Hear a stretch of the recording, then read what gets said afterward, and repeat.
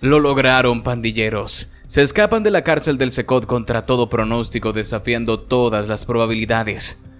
Pero ¿cómo lograron tal hazaña? ¿Será que alguien los ayudó? Quédate hasta el final del video y descúbrelo. En las últimas semanas, el centro de confinamiento del terrorismo Secot había sido el epicentro de una controversia que sacudió los cimientos del sistema de seguridad en El Salvador, considerado como una de las prisiones más seguras y temibles del país. El Secot albergaba a los criminales más peligrosos, incluidos líderes de pandillas y asesinos en serie. Entre ellos, el nombre que más resonaba era el del Croc, el ex líder de la MS-13, cuya captura había sido motivo de celebraciones nacionales. Sin embargo, pese a las promesas de máxima seguridad, comenzaron a circular rumores inquietantes. Algunos prisioneros habían logrado escapar. El primer indicio de que algo no estaba bien surgió cuando una patrulla de guardias encontró ropa de prisionero oculta cerca del perímetro de la prisión. Al principio se creyó que podía haber sido desechada por algún recluso durante una ronda de registros, pero luego una inspección más detallada reveló huellas en la tierra, impresas cerca del muro exterior, como si alguien hubiera caminado sigilosamente bordeando la prisión. Esto despertó sospechas y se ordenó una revisión exhaustiva de las celdas. Fue entonces cuando se confirmó el horror. Faltaban 2 prisioneros, miembros conocidos de una pandilla que operaba bajo las órdenes del Croc. La noticia cayó como una bomba en el gobierno. El presidente Nayib Bukele, que había hecho de la seguridad y el control de las pandillas su bandera política, no podía permitirse un escándalo de esta magnitud. Se emitieron órdenes estrictas para mantener el caso en secreto mientras se realizaban investigaciones internas. La pregunta en la mente de todos era: ¿cómo era posible que alguien hubiera escapado de un lugar diseñado para ser inexpugnable?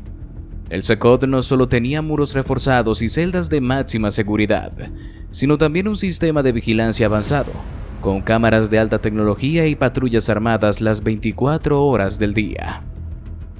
Los interrogatorios comenzaron con los guardias en turno la noche de la fuga.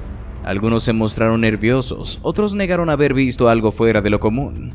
Pero hubo uno, un joven guardia recién ingresado al Secot, que no pudo evitar el sudor frío en su frente cuando le preguntaron por las rondas de vigilancia. Bajo presión confesó que había sido sobornado. Una pandilla del exterior había contactado a su familia y le ofreció una suma considerable a cambio de hacer la vista gorda durante unos minutos en una ronda nocturna. El guardia explicó que había recibido amenazas contra su esposa y sus hijos y no aceptaba. Se sintió acorralado y accedió a dejar una cámara ciega por unos minutos, tiempo suficiente para que los prisioneros pudieran escapar. Pero la confesión del guardia fue solo la punta del iceberg. A medida que las investigaciones avanzaban, se descubrió una red de corrupción que se extendía mucho más allá de un simple soborno.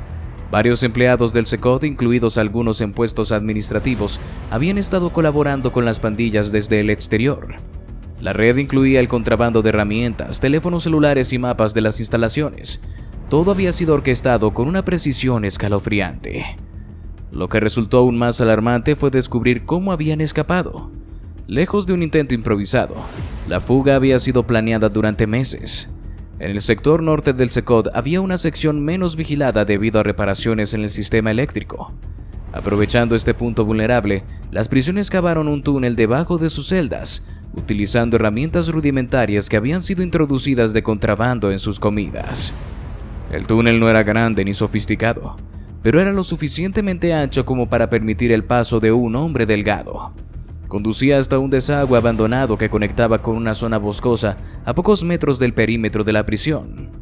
El plan maestro incluía permanecer en las inmediaciones de la prisión durante varios días, escondiéndose en una cueva oculta en el espeso follaje. La lógica era simple: la búsqueda inicial estaría enfocada en áreas más alejadas, asumiendo que cualquier fugitivo intentaría huir lo más lejos posible. Pero estos hombres eran inteligentes y conocían los protocolos de búsqueda. Se quedaron cerca, aprovechando el anonimato que ofrecían los matorrales y la densa vegetación. Sobrevivieron con agua de lluvia almacenada en botellas y alimentos no perecederos que habían escondido previamente en la cueva, probablemente con ayuda de contactos externos. Pasaron varios días antes de que la administración del Secot se diera cuenta de la magnitud del problema. La presión política aumentó cuando las familias de las víctimas de las pandillas comenzaron a protestar, exigiendo respuestas. Bukele, furioso por la situación, ordenó un cierre total de la prisión, con inspecciones minuciosas de cada celda, cada pasadizo y cada rincón de las instalaciones. Se intensificaron las patrullas alrededor del perímetro y se trajeron equipos de rastreo con perros especializados en la búsqueda de personas. Los perros encontraron el rastro cerca del desagüe abandonado, donde el túnel terminaba. Desde allí los animales siguieron el olor a través del bosque, hasta llegar a la cueva donde se escondían los prisioneros. La cueva estaba sucia, con restos de comida y ropa desgastada, pero no había señales de vida. Los fugitivos habían abandonado el escondite solo unas horas antes, dejando atrás rastros de su presencia. Una bolsa de plástico contenía mapas rudimentarios dibujados a mano, probablemente bocetos de rutas de escape planeadas con antelación. La búsqueda se intensificó en los alrededores. Helicópteros sobrevolaban la zona y las fuerzas de seguridad peinaban el terreno palmo a palmo, pero los prisioneros eran astutos y conocían bien el terreno. Se movían solo de noche, aprovechando la oscuridad y la densa vegetación para evitar ser detectados. Sin embargo, la suerte no estaría de su lado por mucho tiempo. Al tercer día de búsqueda, una patrulla los avistó cerca de un arroyo, a solo unos kilómetros de la prisión. ¿Será que lograrán salirse con la suya los prisioneros? La inteligencia recolectada en la cueva donde se había escondido proporcionó pistas cruciales sobre su paradero. Aunque habían dejado el escondite antes de que los guardias llegaran, rastros de comida, huellas en el barro y mapas rudimentarios dibujados a mano revelaron sus posibles rutas de escape. Se sabía que los fugitivos conocían bien el terreno, lo cual los hacía extremadamente peligrosos, pero también había cometido un error. Habían confiado en contactos externos para obtener armas y provisiones. Al interceptar comunicaciones telefónicas y mensajes codificados, las autoridades identificaron a un cómplice clave, un pandillero de bajo rango que operaba en los suburbios de San Vicente. Sin perder tiempo, un equipo de operaciones especiales fue enviado para interrogar al contacto. La redada fue rápida y contundente. Rompieron la puerta de su escondite antes de que pudiera escapar. Lo encontraron intentando destruir su teléfono, pero los agentes recuperaron suficiente información para confirmar que había estado en contacto directo con los fugitivos. Bajo presión, el hombre confesó haberles proporcionado suministros y armas, e incluso les ayudó a planear su siguiente movimiento.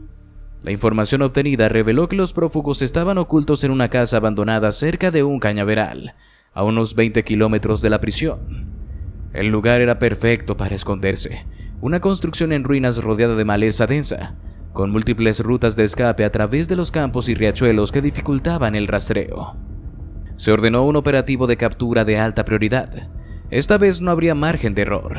La operación sería dirigida por la Unidad de Reacción Inmediata URI, un grupo de élite entrenado para enfrentar situaciones de máximo riesgo.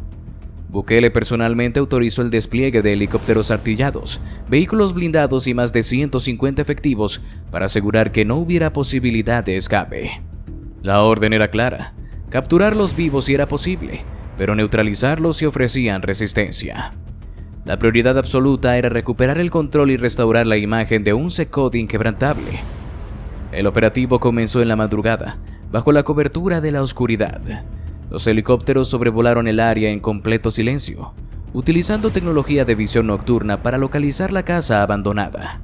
En tierra, las unidades se dividieron en 3 grupos, uno para rodear el perímetro y cortar las rutas de escape, otro para avanzar a través del cañaveral y el tercero para asaltar el edificio directamente. La estrategia era atacar con fuerza y rapidez, sin dar tiempo a los fugitivos de organizar una defensa. A las 4:17 de la mañana, el silencio fue roto por el primer disparo. Uno de los fugitivos había visto a los comandos acercándose por el campo y abrió fuego con un fusil automático. La respuesta fue inmediata. Las ametralladoras de los helicópteros iluminaron la noche, disparando ráfagas precisas para suprimir la resistencia. Los comandos avanzaron con determinación, cubriéndose mutuamente mientras se acercaban a la casa. El fuego cruzado fue intenso. Los prófugos disparaban desde las ventanas y puertas, aprovechando el terreno elevado de la casa para intentar mantener a raya a los agentes. Pero la URI no era un grupo común de policías. Se movían con precisión quirúrgica, utilizando granadas de humo para desorientar a los enemigos y avanzando en formaciones tácticas. Un grupo de comandos logró llegar a la puerta trasera, colocando explosivos para abrir una brecha. La explosión sacudió el edificio, rompiendo ventanas y debilitando la estructura. Aprovechando la confusión, los comandos irrumpieron en el interior, avanzando habitación por habitación con armas listas para disparar. Dentro de la casa el enfrentamiento fue brutal. Los prófugos sabían que no había escapatoria y lucharon con la ferocidad de hombres desesperados. Disparaban a quemarropa sin preocuparse por conservar municiones. Uno de ellos, armado con una escopeta recortada, emboscó a un comando en un pasillo estrecho, hiriéndolo en el hombro antes de ser abatido de un disparo en la cabeza. La sangre salpicó las paredes mientras el cuerpo caía pesadamente al suelo. Los comandos no se detuvieron. Continuaron avanzando con disciplina y frialdad, eliminando toda resistencia. En la planta superior, el líder de la fuga se había atrincherado en una habitación, disparando a través de una rendija en la pared. Sabía que no tenía salida, pero estaba decidido a luchar hasta el final. Su resistencia fue feroz, obligando a los comandos a retirarse momentáneamente para reorganizarse. Pero su determinación no era suficiente. Un grupo de comandos se movió silenciosamente por el tejado, entrando por una ventana trasera. El enfrentamiento fue corto y sangriento. En un intercambio de disparos a quemarropa, el líder de la fuga cayó al suelo, su cuerpo convulsionándose antes de quedar inmóvil. El último de los prófugos intentó escapar saltando por una ventana lateral. Corrió hacia el cañaveral, usando la maleza alta como cobertura, pero los comandos ya habían asegurado el perímetro. Los perros de rastreo lo localizaron rápidamente y fue derribado de un disparo en la pierna. Gritó de dolor, tratando de arrastrarse hacia la oscuridad, pero fue rodeado en segundos. Lo esposaron y lo arrastraron de regreso a la casa, donde sus compañeros ya yacían muertos o inconscientes. La operación había terminado, los fugitivos habían sido neutralizados y el control había sido restaurado. Las imágenes de la captura fueron grabadas por los equipos de comunicación militar. Los cuerpos fueron fotografiados como prueba de la eficacia del operativo. Se mostraron las armas confiscadas, fusiles automáticos, escopetas y pistolas cargadas, evidencia de que habían planeado luchar hasta la muerte. En total, 3 prófugos murieron en el enfrentamiento, y uno fue recapturado con vida, aunque gravemente herido. El prisionero sobreviviente fue llevado de regreso al SECOT bajo máxima vigilancia. Esta vez fue encadenado de pies y manos, y colocado en una celda de aislamiento donde no tendría contacto con ningún otro recluso. Los guardias recibieron órdenes estrictas de vigilarlo las 24 horas del día. Se implementaron nuevos protocolos de seguridad, reforzando las celdas y aumentando la vigilancia electrónica para prevenir futuros intentos de fuga. ¿Y ahora qué les deparaba a estos prisioneros que habían intentado fugarse? El convoy de vehículos blindados llegó al SECOT bajo un cielo gris y nublado. La atmósfera era tensa, y los guardias ya sabían lo que tenían que hacer. La prisión estaba en completo silencio, salvo por el sonido metálico de las puertas reforzadas al abrirse, y el eco de las botas militares resonando en los pasillos. La seguridad era extrema, nadie estaba autorizado a hablar, y los rostros de los guardias mostraban una dureza implacable. Sabían que el presidente Bukele esperaba resultados, y no podían permitirse parecer débiles o ineficaces. Estos hombres habían humillado al Estado con su fuga, y ahora pagarían el precio. Los prisioneros fueron bajados de los vehículos como sacos de carne, arrastrados por los brazos y arrojados al suelo de concreto. Sus cuerpos ya estaban magullados y heridos por el enfrentamiento. Algunos aún sangraban por heridas abiertas, y otros apenas podían mantenerse en pie. La paliza comenzó de inmediato. No hubo palabras, no hubo advertencias, solo golpes. Los guardias usaron sus puños, sus botas, sus toletes. Cada impacto resonaba en las paredes de concreto, mezclándose con los gritos ahogados de los prisioneros que intentaban protegerse instintivamente, cubriendo sus cabezas con las manos esposadas. El primero en caer fue el líder de fuga, un hombre que había sido conocido por su brutalidad como sicario en la MS-13. Había liderado la excavación del túnel y coordinado el escape, creyendo que podía desafiar el sistema penitenciario más seguro de El Salvador. Ahora estaba en el suelo, su rostro cubierto de sangre, sus costillas quebradas bajo el peso de las botas de los guardias. Uno de ellos, un hombre corpulento con una cicatriz en el rostro, lo pateó con fuerza en el estómago, provocando que el prisionero vomitara sangre. ¿Pensaste que ibas a escapar, maldito perro?, le gritó, mientras continuaba golpeándolo sin piedad. Los demás prisioneros no corrieron mejor suerte.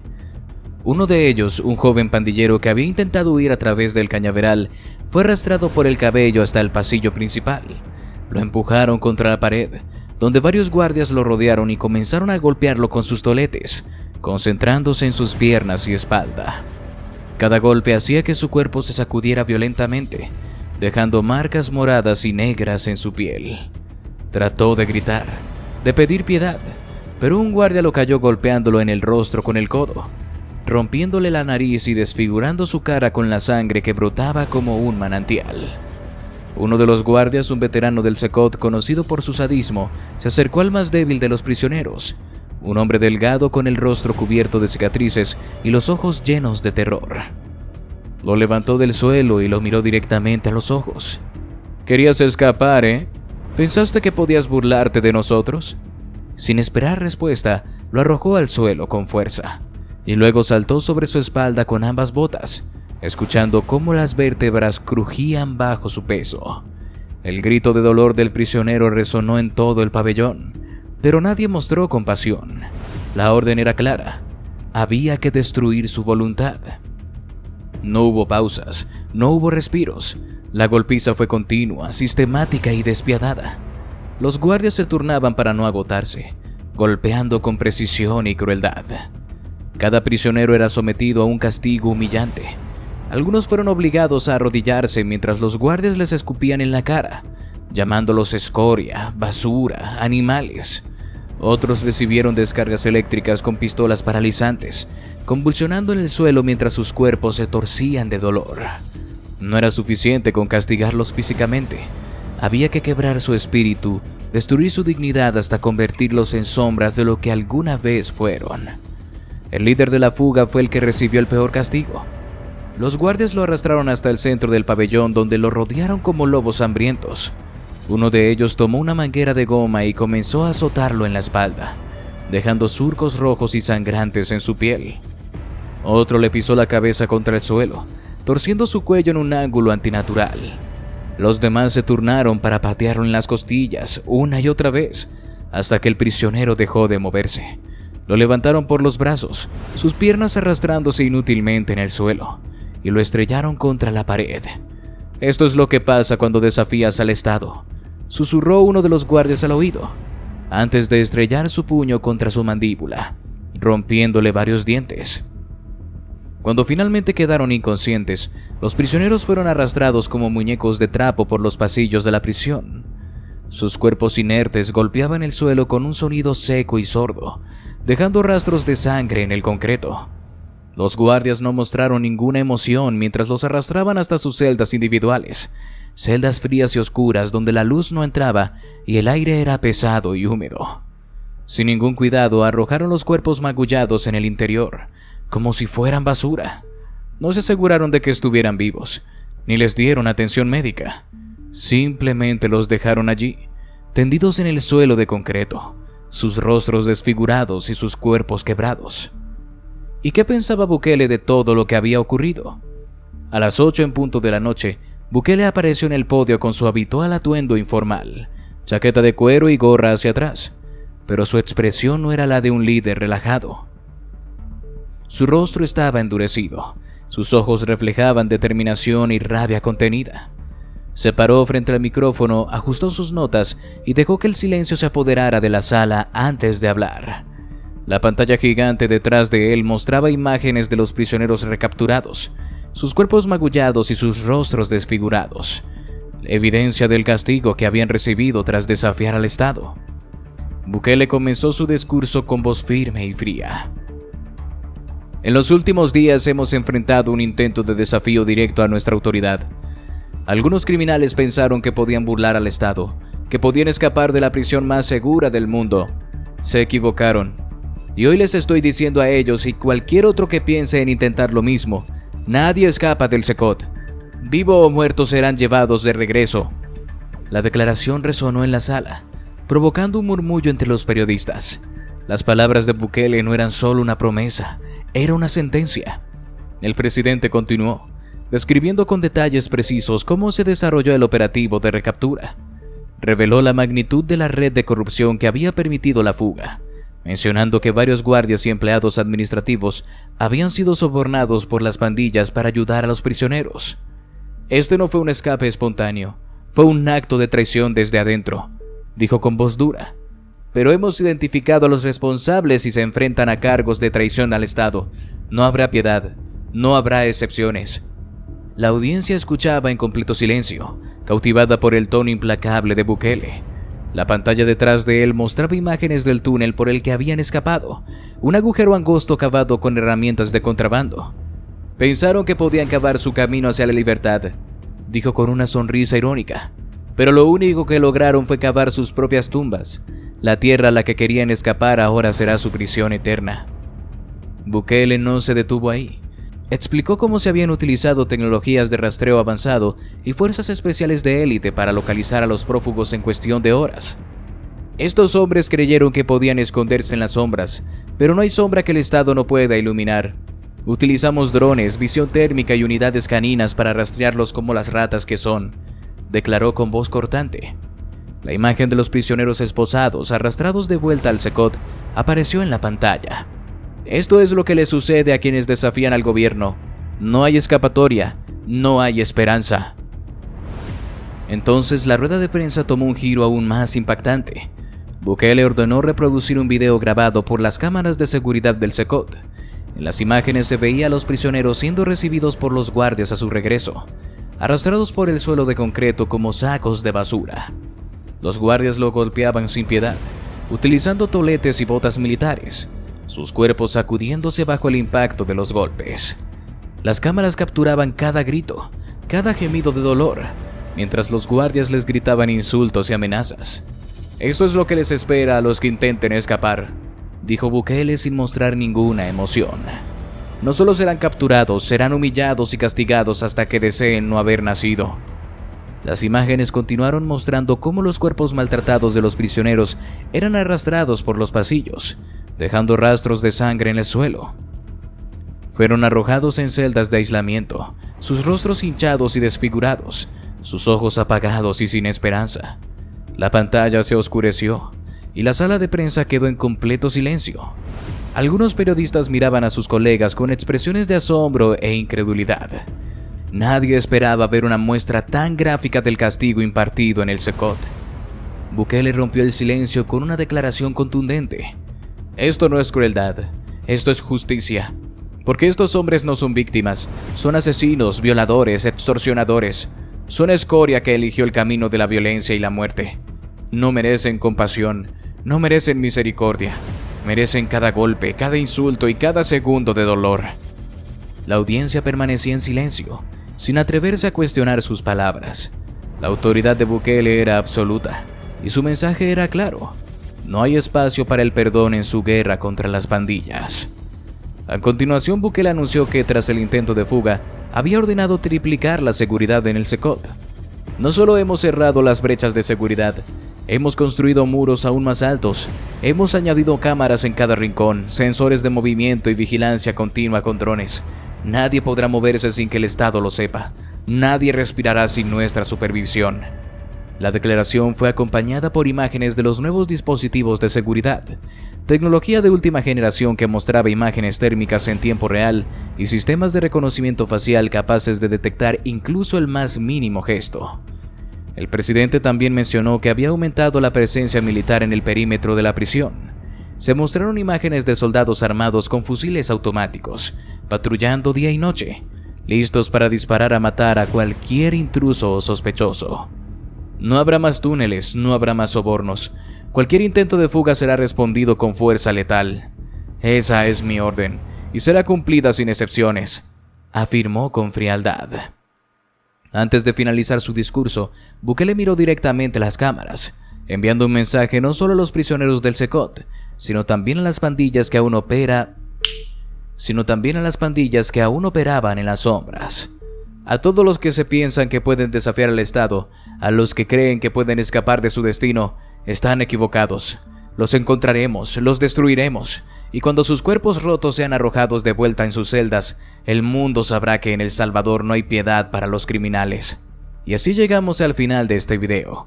Si te gustó, te invito a que nos des tu me gusta para seguir haciendo más videos como este. Además de que no olvides suscribirte y activar la campanita para que no te pierdas ninguno de nuestros nuevos videos. Te deseo un gran día. Hasta la próxima.